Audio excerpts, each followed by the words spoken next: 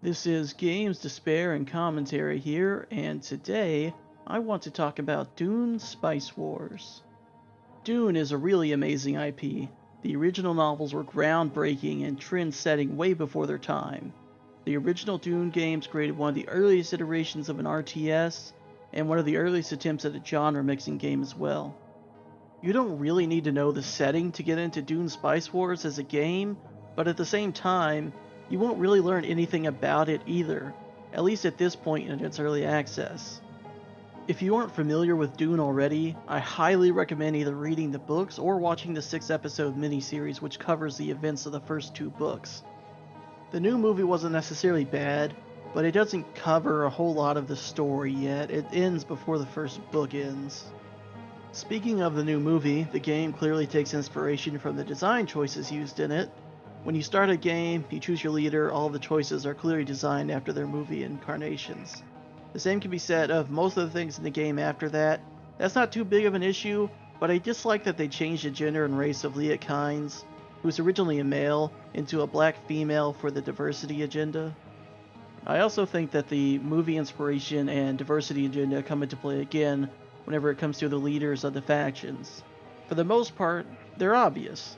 You have the Harkonnens, led by Vladimir Harkonnen, the Atreides, led by Leto Atreides, smugglers, led by Esmar Tuek, and then the Fremen, who are led by Leah Kynes. And here, too, it's Leah Kynes that I have an issue with. Not because of the gender swapping, I just don't feel that Leah Kynes should be the leader of the Fremen, especially because the capital in the game is Siege Tabar, which is Stilgar's Siege, so I just feel like Stilgar should be the one who is leading the Fremen. Faction focus is about what you would expect for each one. The Atreides are honorable diplomats, the Harkonnen are oppressive with their villagers, the smugglers manipulate the markets with contraband and the markets of the other factions, the Fremen are completely cut off from the politics of the Landsraad as well as their technology, but they're the masters of the environment of Arrakis. They can form alliances with the non-player sieges more easily, as well as outside of their own territory. They can ride sandworms around the map, and almost all their units have camouflage. Each faction also has a set of counselors available to them. These characters are also chosen from important characters in the books, and add abilities to the factions that can help change up the way that you might approach the game. I won't go through all of them here because there's quite a few of them, but I will say that I don't think they're quite perfectly balanced against each other at the moment, and some of them may fare better whenever a PvP environment is available. So, after we have our faction and counselor choices, the game starts, and you will pretty quickly notice that this is by no means a traditional RTS.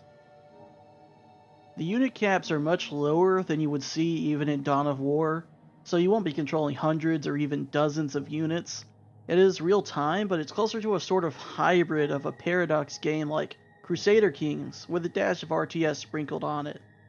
You don't build on the land or sand, instead you capture existing villages with various traits, and then construct buildings within those. The different factions have a variety of units that are only available to them and are designed to fit their theme. The Atreides units tend to buff each other and become stronger when working in synergy. The Harkonnen units thrive on death and pain, becoming stronger when they're low on health and when enemies and allies alike die. Smugglers wear down enemies, draining their supply and dealing extra damage for doing so. Fremen units are stealthy and lose very little supply, allowing them to take unorthodox routes and ambush enemies much more easily. I actually quite like the game part of Dune Spice Wars. The different factions with their different units, different bonuses, and their counselor choices are able to make the game feel pretty unique while you're playing it. However, there is a reason I worded it that way. As a game, I've really enjoyed my time with Dune Spice Wars, and I like playing every faction, learning how their units work and how to best utilize them.